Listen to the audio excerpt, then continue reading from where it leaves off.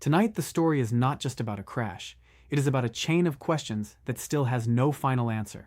A famous name, a private aircraft, a tragedy that shook the NASCAR world, and now lawsuits worth $30 million.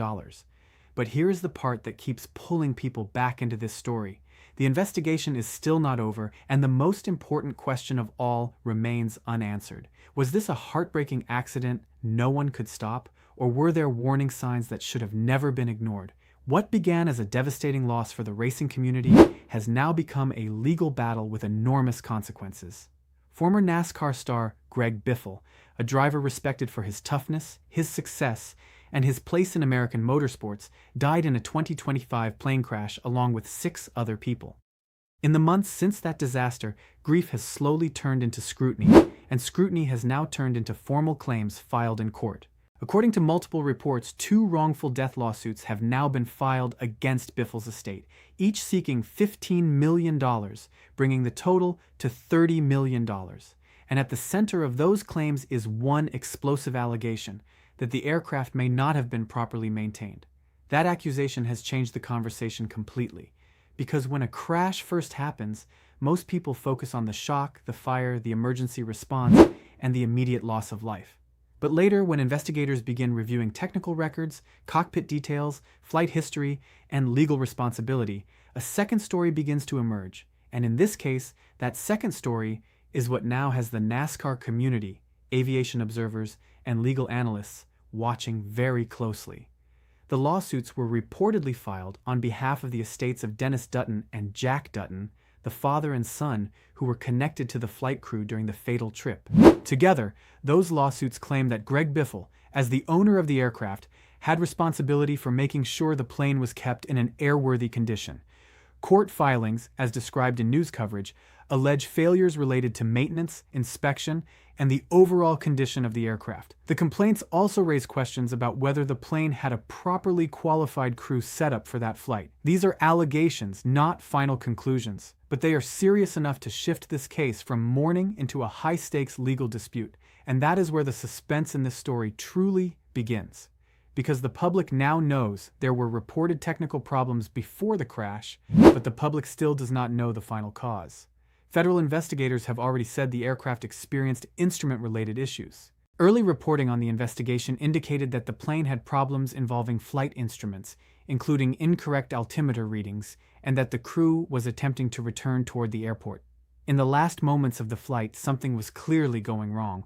The plane did not simply continue on a normal route. It turned into an emergency, and then it ended in disaster.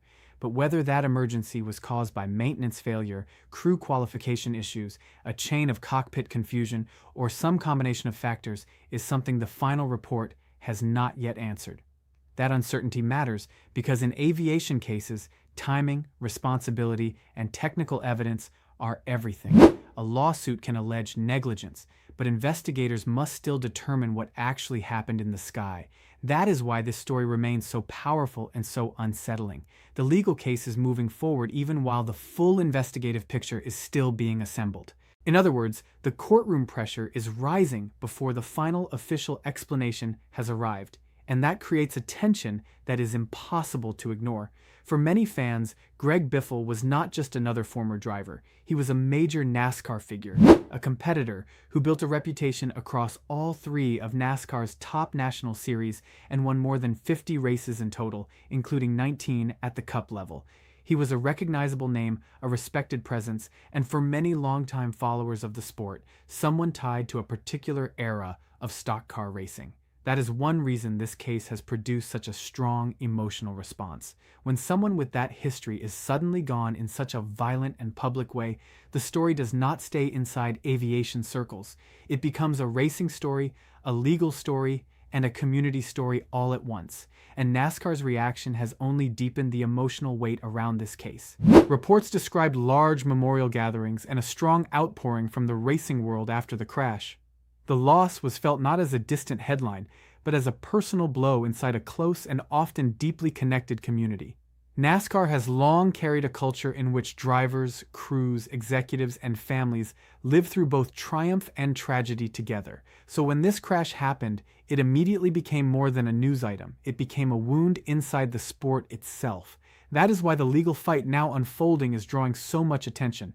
People are not only asking what the court will decide, they are also asking what this means for the memory of a driver many still admired, but admiration does not erase legal scrutiny. In cases like this, the law narrows its focus to duty, condition, decisions, and preventability.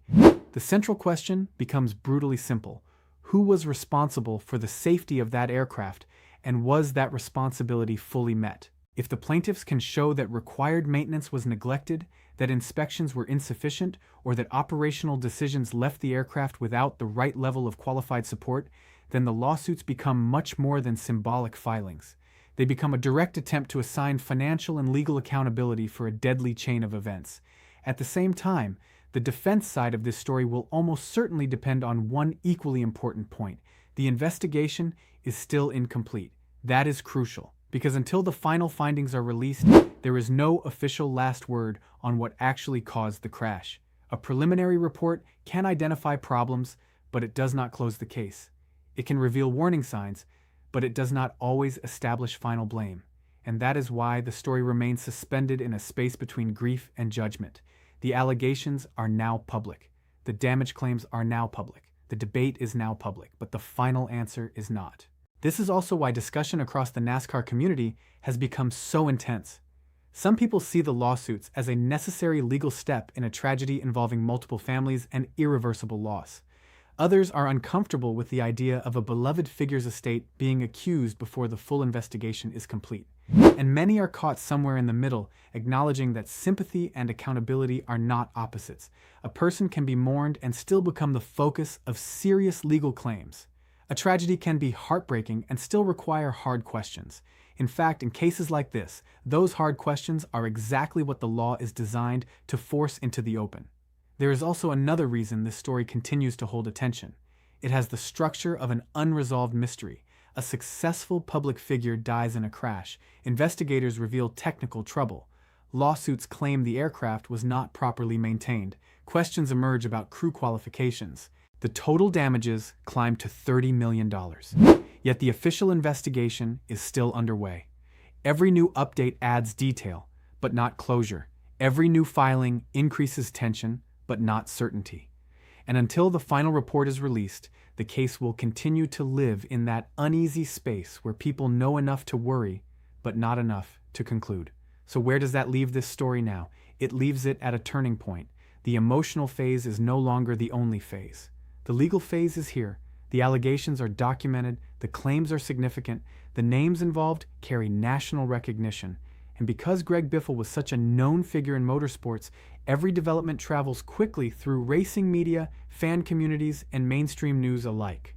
For now, the most responsible way to understand this case is to separate what is alleged from what is proven. What is known is that 2 wrongful death lawsuits have been filed, seeking a combined $30 million. What is known is that the lawsuits allege maintenance failures and raise questions about whether the aircraft was in proper condition and whether the flight crew arrangement met the required standard. What is also known is that federal investigators previously identified technical issues during the flight and that the final crash determination has not yet been released. Everything beyond that remains under investigation, under legal review, or under debate. And maybe that is why this story continues to feel so heavy. Not because the public already knows everything, but because it does not. Because behind the lawsuits, behind the headlines, and behind the debate is a deeper and more disturbing reality. 7 lives were lost, families were shattered, and the final explanation still has not arrived. Until it does, the case of Greg Biffle's fatal plane crash will remain one of the most talked about and emotionally charged stories connected to NASCAR in recent memory.